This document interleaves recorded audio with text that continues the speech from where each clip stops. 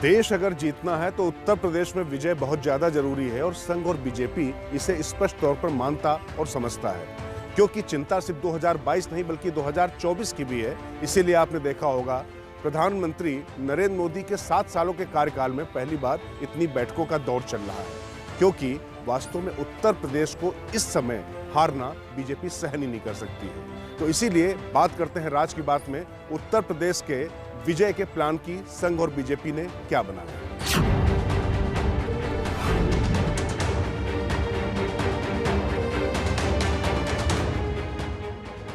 इस प्लान के तहत संघ परिवार और बीजेपी साइलेंट नहीं वाइब्रेंट वोटर पर फोकस करेंगे। ये वाइब्रेंट वोटर क्या है आपको आगे बताएंगे। उससे पहले एक और बात, यूपी में पूर्ववर्ती अखिलेश सरकार के समय में हुए काम जिनका उद्घाटन योगी आदित्यनाथ ने मुख्यमंत्री बनने के बाद किया, उनके प्रचार से परहेज किया जाए।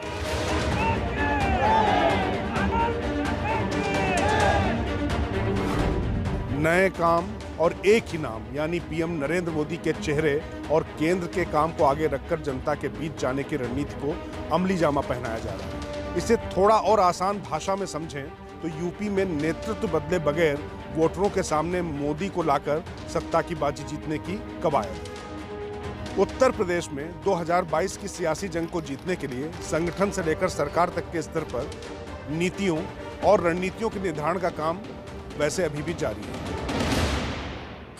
बीजेपी के सामने उत्तर प्रदेश में असली चिंता विपक्ष से ज्यादा अपने लोगों को लेकर है, क्योंकि संगठन और सरकार के भीतर जिस तरीके से असंतोष और तमाम गुट बन गए हैं, सबसे बड़ी चुनौती है कि उनको एकजुट होकर जमीन पर उतारना। और इसके लिए दिल्ली में संघ और बीजेपी ने मिलकर पूरा खाका खींच लिया है। मतलब ये कि जो भी फैसले उत्तर प्रदेश को लेकर होंगे वो दिल्ली से लिए जाएंगे।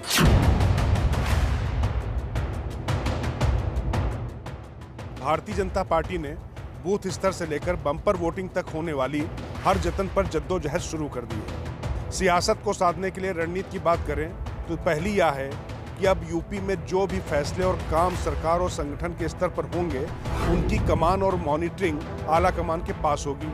यह मैंने आपको पहले ही बताया था कि यूपी में चुनावों तक राजनीतिक और प्रशासनिक फैसले अब दिल्ली से ही तय होंगे कि संगठन को कैसे जमीन पर उतरना है और सरकार को कहां फोकस करना है।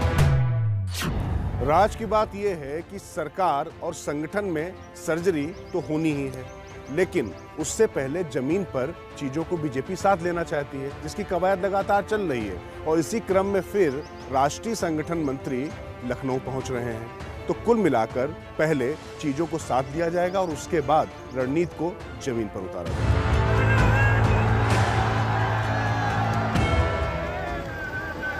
दरअसल कोरोना के बाद जिस तरह के हालात बने हैं वह बीजेपी की एक कमजोर नब्ज है। इसके मद्देनजर पूरा संगठन और सरकार विपक्ष के आरोपों का जवाब तथ्यों के साथ देगी। हमलावर विपक्ष को कोरोना पर उनके बयानों से काटा जाएगा। साथ ही सरकार ने किस तरीके से इस बीमारी से लड़ा उसका हिसाब दिया जाएगा। हालांकि इससे पहले हर कोरोना पीड़ित परिवार तक पहुंचना जरूरी होगा ताकि उसके गुस्से और गम को कम किया जा सके। राज की बात यह है कि बीजेपी चुनाव से पहले 2 तरीके से जनता से जुड़ने का प्लान बना रही है। पहला खाका तो यह है कि इस बार साइलेंट वोटर्स की जगह वाइब्रेंट वोटर्स को फोकस में रखकर पार्टी आगे बढ़ेगी। वाइब्रेंट वोटर्स का मतलब ये कि ऐसे भाजपा और खास तौर से मोदी समर्थक जो खुद तो वोट दें ही, सड़क पर पार्टी के लिए लड़ाई लड़ सकें, विरोधी दलों से या विचारों से टकरा सकें और पार्टी की योजनाओं को आम लोगों तक पहुंचा सके। लेकिन योजनाओं को आम जनता तक पहुंचाने के लिए भी एक प्लानिंग हुई है, जो राज की बात है। राज की बात यह है कि बीजेपी उत्तर प्रदेश में वाइब्रेंट वोटर्स पर ही फोकस कर रही है। वाइब्रेंट यानी जीवंत, युवा, ऊर्जा से लबरेज वो लड़के जो बीजेपी की बात जनता के बीच में जाकर पूरे दमखम के साथ रख सके। और चाय की दुकानों से लेकर खेल के मैदानों तक बीजेपी के नेता और उनके कार्यकर्ता इसको लेकर अभियान चलाएंगे, क्योंकि उनका मानना है कि ये ऊर्जा से लबरेज शक्ति जब सड़कों पर उतरेगी तो जो विपक्ष के प्रहार हैं या जो निगेटिविटी है वो काफूर हो जाएगी।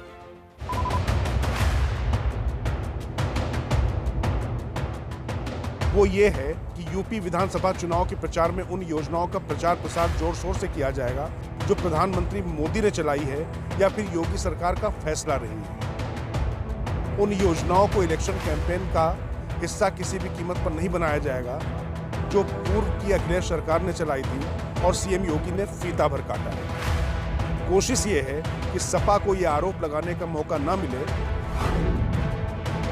बीजेपी सरकार अपना बता रही है। दरअसल तमाम चिंतन और मंथन के बाद संघ और बीजेपी के कार्यकर्ताओं ने पाया कि बीजेपी का ट्रम्प कार्ड उत्तर प्रदेश में अभी भी सिर्फ और सिर्फ नरेंद्र मोदी है, क्योंकि ना सिर्फ मोदी की छवि अभी भी गरीबों के बीच में अच्छी है, चाहे मिडिल क्लास हो या अपर क्लास हो, उन पर अभी भी भरोसा रखता है।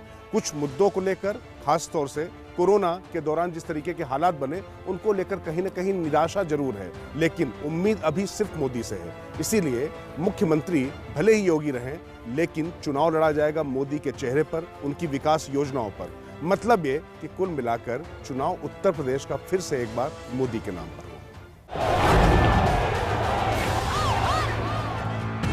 इसका मतलब ये कि सीएम योगी और सरकार की कामयाबी का बखान तो होगा, लेकिन कैंपेन पूरी तरीके से मोदी सेंट्रिक होगा और उनकी चलाई योजनाएं लोगों तक पहुंचाई जाएगी। मसलन आंतरिक और बाह्य सुरक्षा पर मोदी सरकार की उपलब्धि, किसानों को सम्मान निधि और टीएपी की कीमत में कमी, राम मंदिर निर्माण पर फैसला आते ही बिना देर किए निर्माण की कवायद का आरंभ, साथ ही कोरोना काल में लोगों तक मुफ्त अनाज पहुंचाने की योजना भी लोगों तक पहुंचाई और बताई जाएगी। इसी तरह से यूपी सरकार के कामकाज की बात करें तो Purvanchal expressway, Chambal expressway, film city, जेवर एयरपोर्ट, 5 लाख रोजगार और कोरोना काल में अनाथ हुए बच्चों के भरण पोषण का मामला चुनाव कैंपेन का हिस्सा बनाया जाएगा। मतलब साफ है कि चुनाव विकास के मुद्दे पर लड़ा जाएगा और चूंकि बानगी केंद्र की तरफ से ज्यादा है, लिहाजा प्रचार मोदी सेंट्रिक ही रहेगा। इसीलिए बीजेपी नेतृत्व की कोशिश है कि जिस तरीके से विपक्ष हमलावर है, उसके आरोपों का जवाब केंद्र की योजनाओं के काउंटर से दिया जाए। हाँ, राज की बात यह जरूर है कि बीजेपी और संघ दोनों ही मानते हैं कि जिस तरीके से कोरोना की दूसरी लहर में बदइंतजामी रही, उससे कुछ नाराजगी लोगों में जरूर है, लेकिन उसकी काट के लिए, जैसा मैंने पहले आपको बताया, कि वाइब्रेंट यानी ऊर्जावान युवा वोटर्स के बीच में जाकर किस तरीके से केंद्र की योजनाओं को सामने रखा जाएगा ताकि नकारात्मकता दूर हो सके और 2017 की तरह 2022 में भी लोगों का मन कमल के साथ खिल सके।